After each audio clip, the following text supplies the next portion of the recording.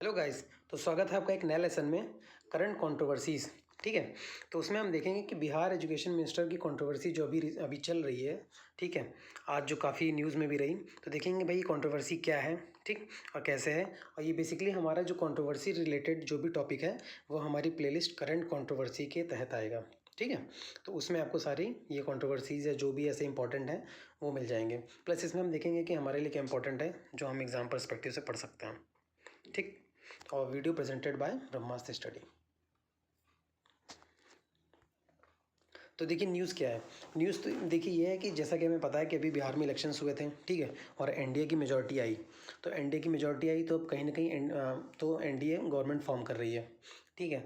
तो जब government form कर रही तो अब एनडीए ने भाई अपना मिनिस्टर जो है वो नीतीश कुमार को चुन लिया। ठीक है, कि ये हमारे सीएम होंगे। ठीक, सबसे बड़े नेता, और ये हमारे सीएम होंगे।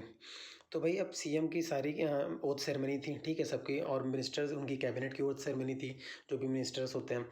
तो भाई ओथ सेरेमनी हुई, सबने ओथ ले ली। टोटल 14 लोगों की कैबिनेट है ये। सबने ओथ ले ली। ठीक है। तो उनमें से ही एक लोग एक एक इनके एजुकेशन मिनिस्टर हैं जिन्होंने ओथ ली थी। मिनिस्टर इनका नाम है मेवालाल चौधरी। ठीक है। उन्होंने भी ओथ ली थी। लेकिन क्या हुआ कि अब सिर्फ 72 घंटों बाद, ठीक है, 72 आवर्स यानी 3 दिन बाद ही उनको रिज़ाइन देना पड़ रहा है। तो भाई देखेंगे हम क्या वजह है जिससे रिज़ाइन देना पड़ रहा है। इवन इसीलिए आपने देखा होगा टाइटल कि 1 घंटे के मिनिस्टर, 1 आवर मिनिस्टर। ठीक है। उन्होंने बेसिकली ओथ ली थी 3 दिन पहले, जब अपना ऑफिस ज्वाइन किया। ठीक है। जब चार्ज लिया तो अप्रॉक्स 12:30 बजे चार्ज लिया था। ठीक है। और उनको 2 बजे और 1:30 बजे रिज़ाइन करना पड़ गया। तो बेसिकली वो अगर देखा जाए तो वो 1 घंटे के मिनिस्टर रहे हैं। ठीक है, एजुकेशन मिनिस्टर। तो इस पर काफ़ी आउटरीच हुई थी, जिसके तहत जिसके चलते उनको रिज़ाइन देना पड़ा। ठीक है। तो देखते हैं भाई क्या है बैकग्राउंड, किस वजह से, क्या ऐसी कौन सी कंट्रोवर्सी है, क्या है। तो देखिए कंट्रोवर्सी बहुत पुरानी है। बेसिकली उनके अगर नटशल में बताया तो उनके ऊपर करप्शन के चार्जेस हैं। तो बात आती है, देखिए हम टाइमलाइन में जाते हैं। बात है 2011 की। ठीक है। 2011 में बिहार में भागलपुर एग्रीकल्चर यूनिवर्सिटी बनी। ठीक है। तो यूनिवर्सिटी बनी थी 2010 में, ऑटोनॉमस यूनिवर्सिटी। ठीक है। तो 2011 में क्या इनको एज अ वीसी वहाँ पे अपॉइंट किया गया। ठीक, ये वीसी बने वहाँ पे। ये वीसी बने, और उस टाइम जो चांसलर थे वहाँ के वो थे हमारे अभी जो हमारे प्रेसिडेंट हैं श्री रामनाथ कोविंद जी। तो ये वहाँ पे उस समय गवर्नर थे बिहार के। तो ये वहाँ पे चांसलर थे और ये वीसी थे। ठीक है। तो ये वीसी जब बन गए तो क्या हुआ, वहाँ पे एक एडवर्टीजमेंट निकला था 281 असिस्टेंट प्रोफेसर्स का और जूनियर असिस्टेंट का। ठीक है। तो 281 की वैकेंसी थी जिसका रिक्रूटमेंट होना था। तो उसमें क्या हुआ, इनके ऊपर बहुत ही चार्जेस लगे धांधली के। ठीक है। लोगों ने ऐसा भी बोला, इसमें ऐसा भी निकल के आया कि इन्होंने जो बच्चे मेरिटोरियस थे, जिनके ज़्यादा नंबर थे, उनको इंटरव्यू में कम मार्क्स दिला के अपने बंदों को सेट करके जो भी इन्होंने मतलब धांधली की वहाँ पर। ठीक है। तो क्या इसकी कंप्लेन रामनाथ कोविंद जी को कई लोगों ने भेजी। ठीक है। जब उनको इतनी कंप्लेन मिली तो उन्होंने क्या किया, तो उन्होंने एक इंक्वायरी सेटअप कर दी। ठीक है। तो उन्होंने एक इंक्वायरी इसके रिगार्डिंग सेटअप की। तो इंक्वायरी जो थी वो जस्टिस सैयद मोहम्मद महफूज आलम के, ठीक है, अध्यक्षता में ये इंक्वायरी हुई 2015 में। ठीक है। तो 2011 से 2015 आ गया हमारा।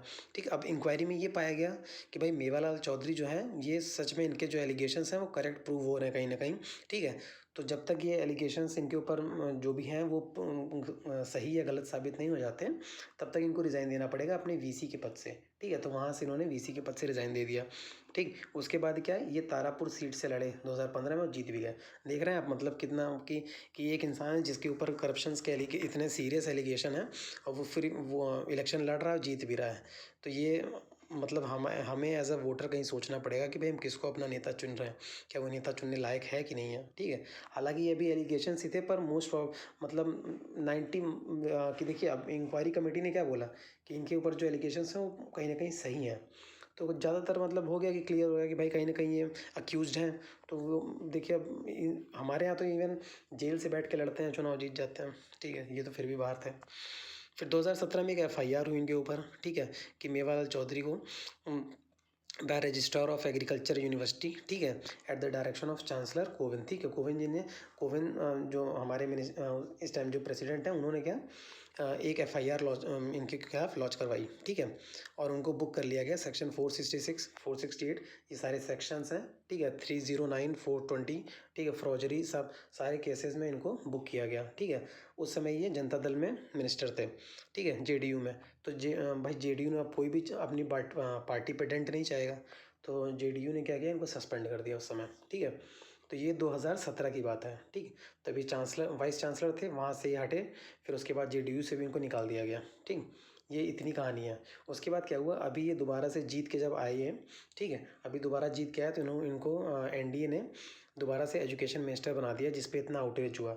इवन एक लालू प्रसाद यादव ने एक ट्वीट भी किया कि भाई हमने वादा किया था कि जब हम अगर हमारी सरकार आती है तो हमारी जो पहली कलम का जो सिग्नेचर होगा वो 10 लाख नौकरियों पे होगा। और इनकी पहली कलम का सिग्नेचर देखिए, एक करप्शन के एलिगेशन जिस पे है उसको ही एजुकेशन मिनिस्टर बना दिया। तो कहीं ना कहीं NDA को भी और गवर्नमेंट को भी समझ में आ गया भैया कि इस पे चौतरफा गिरेंगे और कहीं ना कहीं फालतू की एक कंट्रोवर्सी होगी और गवर्नमेंट पे एक सरकार पे टेंट लगेगा, जो कि फ्यूचर के लिए अच्छा नहीं है। तो इसीलिए इन्होंने सोचिए, अब इन्होंने 12:30 बजे चार्ज लिया था और 1:30 बजे इनको हटा दिया गया मतलब क्या, रिज़ाइन दिया इन्होंने। लेकिन एक तरह से हटाई, कहीं ना कहीं सारा कुछ डायरेक्शन पे हुआ है किसके, नीतीश कुमार के, ठीक है। तो ये हमारी अभी तक की स्टोरी रही है, ठीक है। अब बात आती है भाई आगे क्या, ठीक है, अगर ये हट गया तो क्या होगा। अब ये हट गया तो कोई और बनेंगे हमारे इनके बिहार के एजुकेशन मिनिस्टर, ठीक है। तो अशोक चौधरी को ये कार्यभार दिया गया है, जो ऑलरेडी बहुत सारी चीज़ों के को देख रहे हैं, DST देख रहे हैं वहाँ का, ठीक है, department of science and technology, building construction देख रहे हैं, सोशल वेलफेयर देख रहे हैं, माइनॉरिटी अफेयर्स डिपार्टमेंट देख रहे हैं। तो काफ़ी कुछ देख रहे हैं और अशोक चौधरी को फिलहाल के लिए ये दे दिया गया है। तो अब देखिए भाई, इसमें एग्ज़ाम पर्सपेक्टिव से हमारे लिए क्या इंपॉर्टेंट है। एक तो इंपॉर्टेंट है, देखिए जो कैबिनेट मिनिस्टर होते हैं, ठीक है, और प्लस जो चीफ मिनिस्टर होते हैं उनको ओथ कौन दिलाता है, तो गवर्नर दिलाते हैं, ठीक है। अब इन्होंने रिज़ाइन किया, ठीक है, तो अपना रेजिग्नेशन किसको दिया है, गवर्नर को दिया, ठीक है। और अगर क्या ये मना कर सकते थे, बिल्कुल नहीं मना कर सकते थे, क्योंकि अगर ये मना करते तो तो CM रिकमेंड कर सकता है गवर्नमेंट को, गवर्नर को, कि भाई हमको इनको हटाना है, तो तब भी गवर्नर इनको हटा सकते थे। तो इनके पास कोई चारा नहीं था, इनको रिज़ाइन करना ही इनके पास एक चारा था, ठीक। तो एग्ज़ाम से हमारे यही कुछ इंपॉर्टेंट हो जाते हैं, 2-3 बातें। बाकी कंट्रोवर्सी एक जनरल अवेयरनेस के लिए काफ़ी इंपॉर्टेंट है कि भाई ये चल क्या रहा है, ठीक है। तो बिहार में तो कहीं ना कहीं हम देखते हैं बिहार को लेकर कोई ना कोई कंट्रोवर्सी हमेशा रहती ही है, तो बिहार हमेशा न्यूज़ में रहता ही है, ठीक। ठीक है, थैंक यू। तो आप बताइएगा कैसा लगा। तो that's all we have for today, ठीक। तो अगर आपको अच्छा लगा तो लाइक करिए, शेयर करिए, सब्सक्राइब करिए, ठीक। Stay safe.